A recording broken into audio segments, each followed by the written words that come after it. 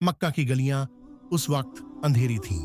लोग बुतों की पूजा करते थे, शराब पीते थे, जुल्म करते थे। इसी शहर में एक शख्स था, उमर बिन खत्ताब, जो अपनी ताकत और गुस्से के लिए मशहूर था। लोग कहते थे, अगर कोई उमर के रास्ते से निकल जाए तो समझो जान बचा ली। वो ऊंचा, ताकतवर और तेज नजर वाला इंसान था, लेकिन उसका दिल उस वक्त ईमान से खाली था। उसे रसूलुल्लाह और इस्लाम से नफरत थी, क्योंकि उसे लगता था कि इस्लाम मक्का की एकता को तोड़ रहा है। अंधेरा था तो पराये नहीं। मक्का की उस शाम में हवा भी किसी किस्से के इंतजार में धीरे धीरे सरक रही थी। गोरे गहरे बादल जैसे धरती पर उतर आए हों।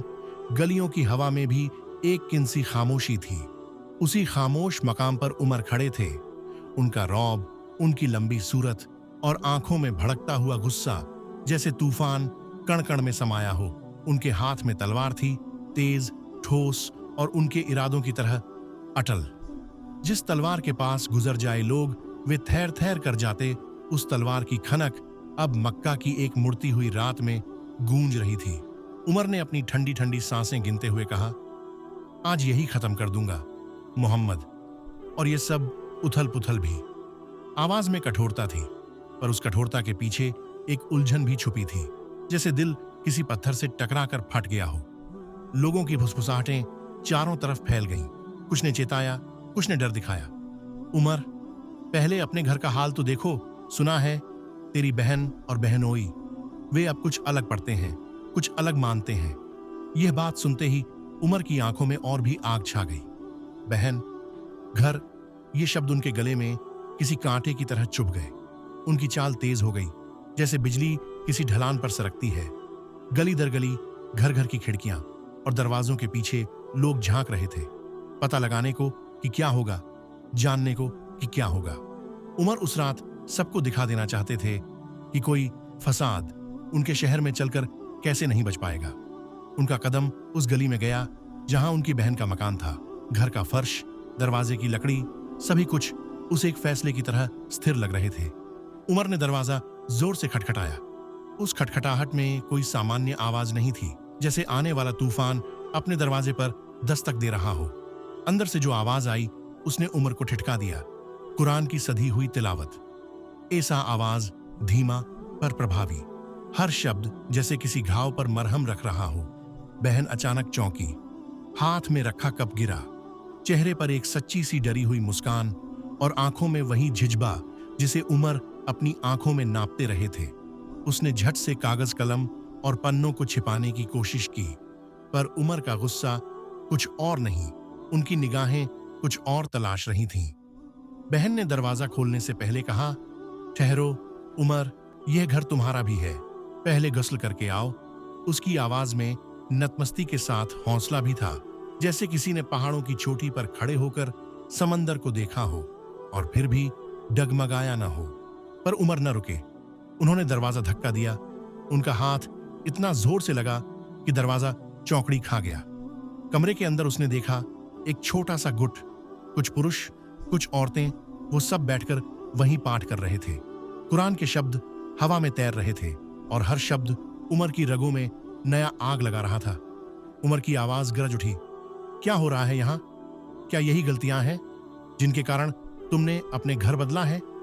तलवार उनकी बाह के पास चमक रही थी, पर उस चमक में कुछ टूटन भी झलक रही थी, मानो एक पल के लिए वह खुद अपने के पर सवाल कर रहे हों। बहनोई आंखों में गंभीरता लिए बोले, उमर, हमने सच्चाई पाई है, वो बातें जो हमें अंधेरों से निकालकर रोशनी की ओर ले गईं। हम अब वह पढ़ते हैं जो हमें सच्चाई दिखाती है। उनकी आवाज में डर नहीं, सिर्फ दृढ़ता थी। उमर ने उठकर बहनोई के गाल पर तमाचा जड़ दिया। आवाज इतनी तेज निकली कि आसपास के लोगों के दिल दहला गए। बहनोई जमीन पर गिरा और कमरे का सन्नाटा कठोर हो गया। बहन दौड़ी और उनके सामने खड़ी हो गई। उसकी आंखों में गुस्सा भी था और अपने अधिकार के लिए खड़ी होने का हौसला भी। उमर, उसने कहा, तुम चाहे जितना भी जोर लगाओ, मेरा ईमान मेरा अपना है। तुम मार भी डालो, पर ये जो हमने देखा है, यह हमारी जानों में उतर गया है। उसकी बातों में कोमलता थी, पर पक्कापन भी, जैसे कोयले में अगर आग लगी हो और वह अब बुझाने की सूरत नहीं रखती। उमर ठहर कर खड़े रहे, उनके हाथ कांप रहे थे। तलवार का वजन किसी और तरह का भारीपन बर्दाश्त कर रहा था। उसने कहा, मुझे दिखाओ वह जो तुम पढ़ रहे हो। यह कहना उसके लिए किसी चुनौती से कम नहीं था, मानो वह अपने अतीत को चुनौती दे रहा हो। बहन ने धीरे धीरे अपने पास रखे कागज का पन्ना खोला। उस पर कुछ आयतें लिखी थीं। उमर ने बिना देर किए पढ़ना शुरू किया। जैसे ही शब्द उनके होंठों से निकले, एक अजीब सा सन्नाटा छा गया। उस सन्नाटे में न तो तलवार की खनक थी, न गुस्से की गूंज, सिर्फ शब्द थे और उनके भीतर एक ऐसी चमक जो सीधे दिल को छू गई। ताह, उसने पढ़ा और फिर आगे की पंक्तियां जैसे किसी जादू की तरह उसके भीतर उतर गईं। उसकी आंखें नम हो रही थीं। शब्दों का असर उसके गले से होते हुए दिल में बैठ गया और वहीं उसी जगह पर पत्थर जैसा सख्त दिल धीरे धीरे, बहुत धीरे पिघलने लगा। कमरे की हाव भाव में बदलाव आया। जहां पहले सिर्फ आक्रमण का इरादा था, अब एक सवाल खड़ा हुआ, क्या मैं सही हूं? क्या यह शब्द किसी इंसान की बात हो सकते हैं? उधर बहन और बहनोई की आंखों में उम्मीद की रोशनी थी और उमर के अंदर एक अजीब सा सन्नाटा। उमर ने तलवार नीचे जमीन पर रख दी। वह लड़खड़ा गए, पर अब उनमें गुस्से के साथ एक नए अनुभव की हल्की सी कमजोरी भी थी। उनकी सांसें अब तेज नहीं पर गहरी थीं, मानो किसी ने बड़ी जिंदगी की सच्चाई उनके सामने रख दी हो। उन्होंने कहा, बिना किसी शोर के, मुझे थोड़ा समय दो। पर कमरे में बैठे लोगों की निगाहें उनसे हट नहीं रही थीं। वो जानना चाहते थे कि यह आदमी जिसने कल तक कत्ल की बात की थी, क्या आज कुछ और महसूस कर रहा है? वही पल, वही सांस और उसी दिल की धड़कन, सब कुछ बदलने वाला था। और इसी बदलते हुए सन्नाटे में मक्का की वो रात जो कभी उमर के गुस्से के नाम थी, अब एक नई दास्तान का बिगुल बनकर गूंजने लगी। उमर के पैरों की आहट जैसे घर की दीवारों में भी समा गई थी। दरवाजा खुलते ही उनके चेहरे पर गुस्से की लालिमा थी।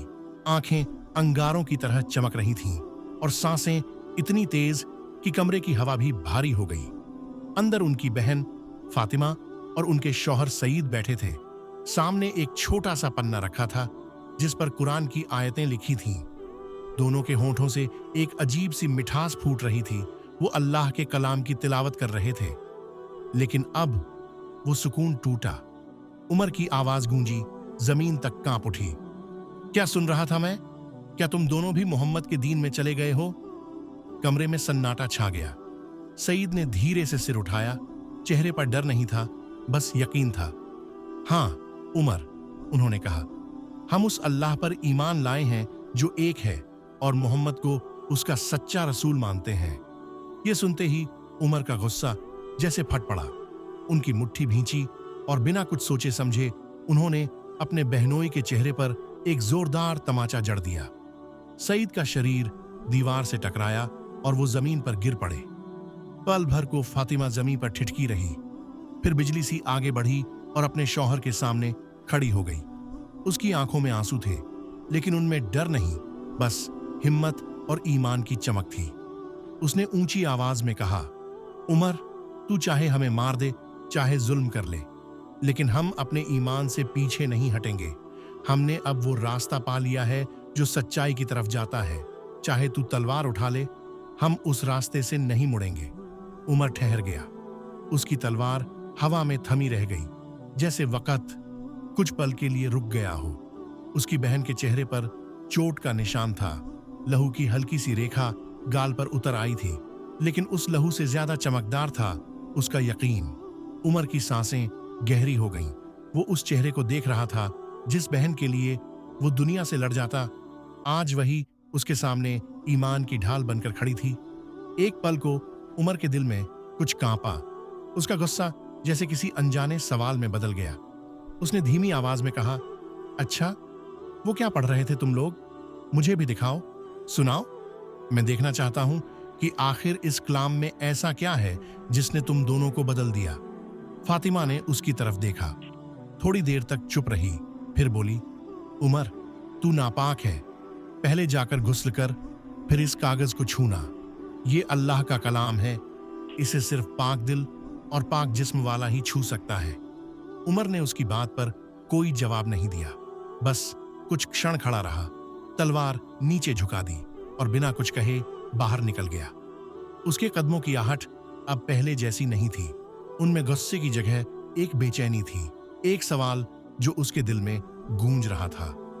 आखिर इस किताब में ऐसा क्या लिखा है जो इंसान को इतना मजबूत बना देता है कि वो अपने भाई तक से डरता नहीं?